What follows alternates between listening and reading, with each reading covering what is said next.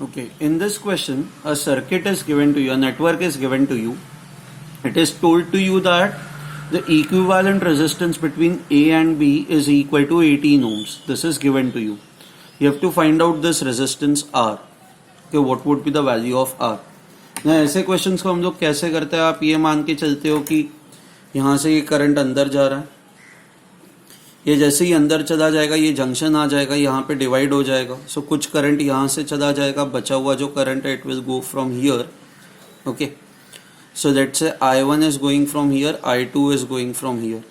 ये I1 जैसे ही यहाँ पे जाएगा, this I1 is again going to a junction ना, ये एक जंक्शन है, यहाँ पे वापस करंट डिवाइड हो जाएगा. I3 will go from here and let's say I4 goes from here.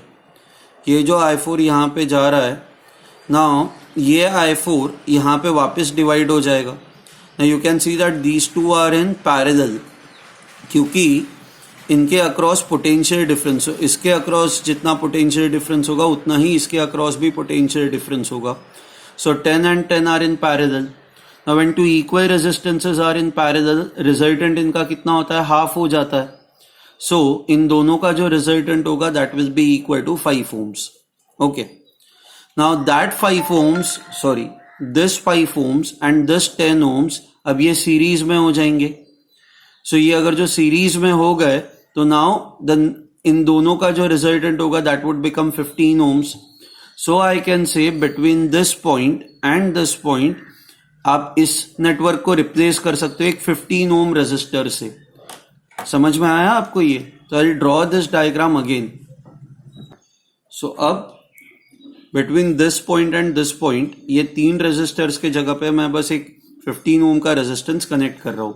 Okay, now you can see that this resistance and this resistance is in parallel. The reason is because कि मान लो if this point is point X and this point is point, अच्छा this is directly connected to point, ये वाला point directly A को connected है, तो I will call this point as point A. And ये वाला पॉइंट भी directly wire से ए को कनेक्टेड है ना, बीच में कोई और कंपोनेंट नहीं है. जब बीच में कोई कंपोनेंट नहीं होता तो इन सारे पॉइंट्स पे आपका पोटेंशियल सेम होता है, इन सारे पॉइंट्स पे पोटेंशियल सेम होता है. तो if this is your point A, this is your point A, all the points over here till this point you can call them as point A. So now if you look at this resistor, it is connected between X and A. If you look at this resistor, it is also connected between X and A. तो इन दोनों के across potential difference जो होगा वो same होगा, दोनों के across potential difference same होगा, तो ये दोनों पैरेलल में हो गए, तो इनका रिजल्टेंट कितना आएगा? So resultant of this will be 15 into 10 divided by 15 plus 10. R1 into R2 divided by R1 plus R2. So 150 by 25, this is 6 ohms. So इन दोनों को हटा के just connected 6 ohm resistor over here. Now ये 6 ohm and ये 10 ohm, ये 16 ohm series में हो जाएंगे. तो ये सीरीज में हो जाएंगे तो अब आपका 10 plus 6 आपका ओवरऑल रेजिस्टेंस यहाँ पे 16 ohms का हो जाएगा. तो let me draw that over here. So अब आपका नया सर्किट डायग्राम ऐसा होगा. This is 10,